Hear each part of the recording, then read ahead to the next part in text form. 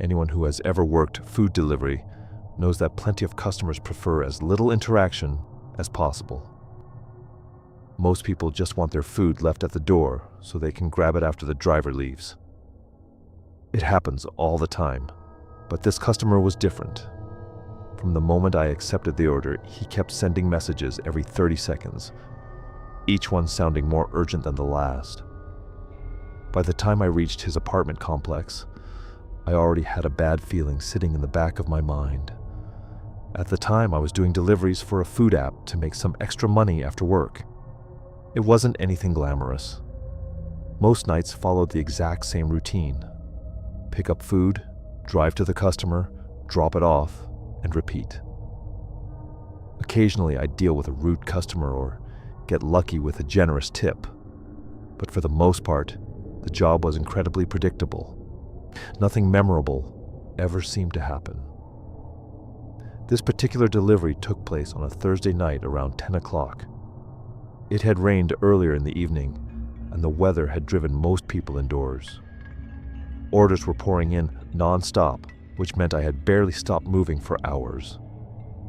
I remember feeling exhausted because I'd already been on the road for nearly 6 hours straight, bouncing between restaurants and apartment complexes. The order itself looked completely ordinary. It came from a local burger place and consisted of a couple of sandwiches, fries, and drinks. Nothing about it stood out. The delivery address was an apartment complex I had never visited before, but that wasn't unusual either. I accepted the order without thinking twice and headed toward the restaurant. Almost immediately after accepting the delivery, a message appeared on my screen. "Please don't leave." I read it while waiting at a red light. At first, I assumed the customer simply didn't want the food sitting outside where it might get cold or stolen. A few seconds later, another message arrived. "Need you to hand it directly to me." Then, less than a minute later, "Important." I remember rolling my eyes slightly.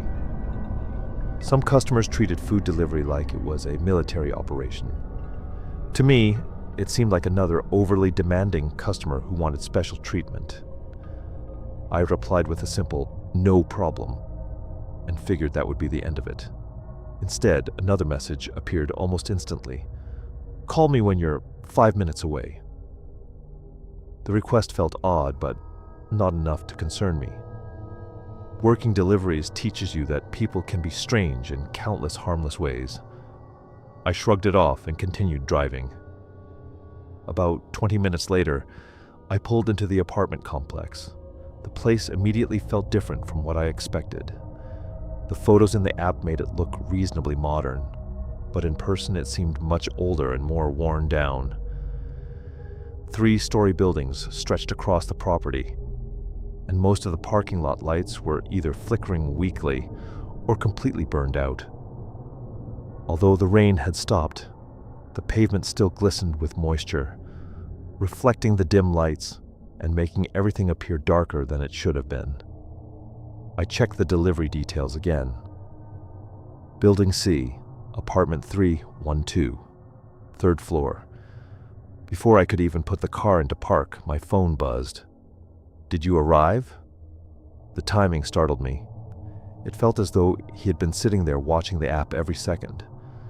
"Just got here," I replied. Almost immediately, another message arrived.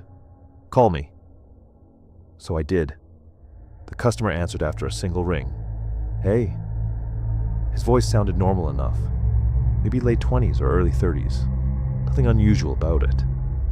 "Hey," I said, "I've got your order. Building C, right?" There was a brief pause. "Yeah." Another pause followed. Then he asked, "Are you alone?" I actually pulled the phone away from my ear because I thought I had misheard him. "What?" "Are you alone?" I laughed awkwardly. Yeah." He didn't laugh back. He didn't explain why he was asking. He simply went quiet for a moment before saying, "Okay." The silence that followed felt uncomfortable. Eventually I asked, "So should I come up?" "Yeah." Another pause. "Apartment 312. Then he hung up. I sat in my car for several seconds, staring through the windshield. Something about that conversation felt wrong. Not threatening, exactly. Just strange. It felt oddly personal, as if the food wasn't the reason he wanted to talk to me at all. Still, I had already driven there, and I wasn't about to abandon the order over a weird phone call. I grabbed the food and headed inside. The hallway smelled like every aging apartment building somehow smells. Wet carpet, old food, cleaning chemicals, humidity, all blended together into something impossible to identify, but instantly recognizable. I headed toward the elevator only to find a handwritten sign taped across the doors. Out of order. With a sigh, I started climbing the stairs.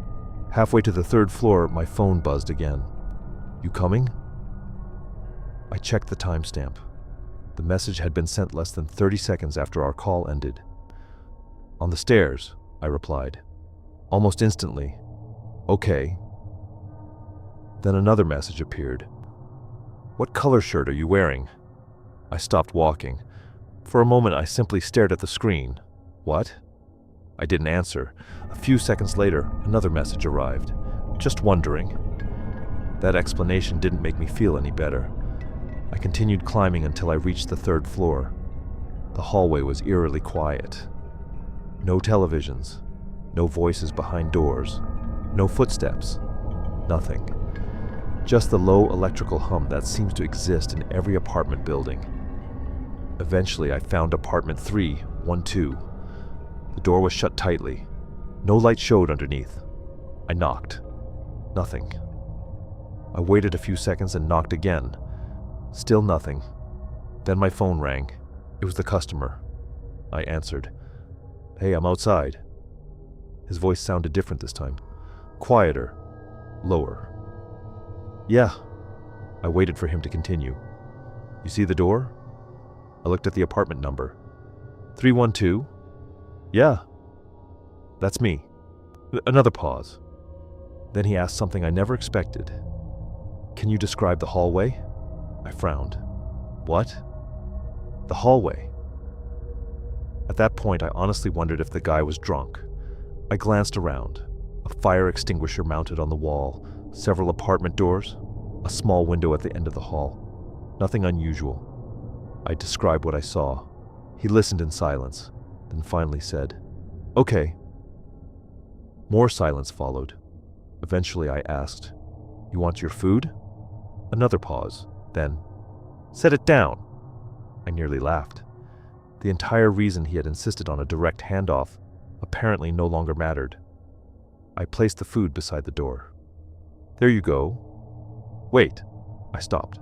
"What?" "Walk back toward the stairs."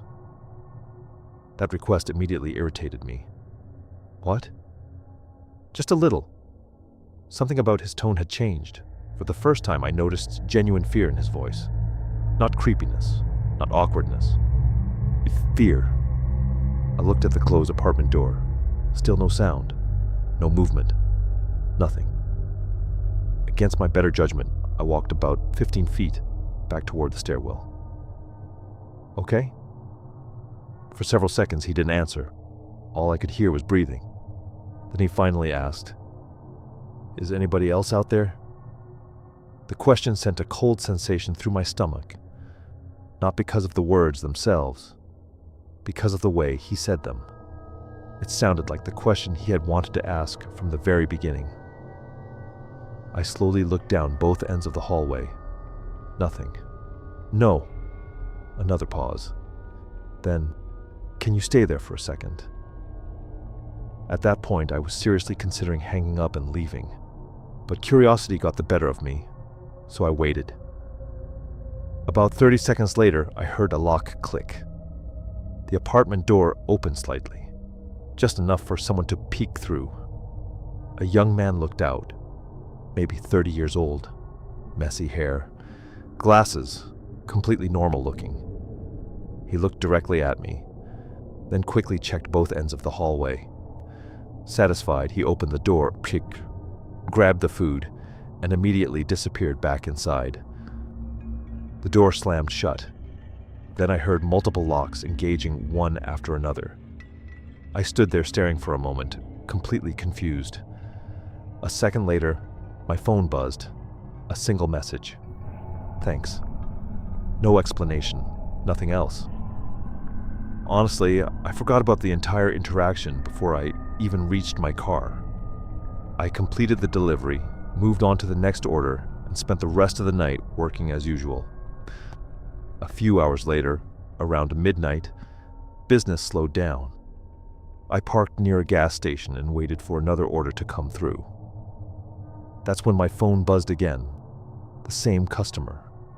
At first, I assumed there had been a problem with the order. Instead, the message simply read, "Hey." I stared at it. A moment later, another appeared. "Can I ask you something?" Now I was genuinely confused. Customers weren't supposed to contact drivers after deliveries unless there was an issue. I replied, "What's up?" His response came almost immediately. "Did you notice anybody watching you tonight?" I actually laughed, not because it was funny, because it was so completely random. "No." 3 dots appeared, disappeared, appeared again. Finally, he replied, "Okay." Then, a minute later, "Sorry," followed by, "Never mind." And that should have been the end of it. I really wish it had been, because what happened a week later was the reason I never forgot any of this. The following Thursday, I was delivering again. Same area, same hours. Around 9:30 p.m., an order popped up on my phone. Without paying much attention, I accepted it, picked up the food, and started driving toward the address. A few minutes into the trip, I glanced at the delivery details. Building C, apartment 312. The same apartment, the same customer. For a moment, I seriously considered canceling the order, not because I was scared, but because I didn't feel like dealing with another bizarre conversation. The payout was good though, so I kept driving. About halfway there, a message appeared. The second I read it, I knew exactly who it was. "Please call when you arrive." I shook my head in disbelief. No way. Same apartment, same instructions. But this time there was one detail that bothered me more than anything else. The order was completely different. Different restaurant, different food. Even the name on the account was different, yet the address was exactly the same. And for some reason, that bothered me far more than the strange messages ever had.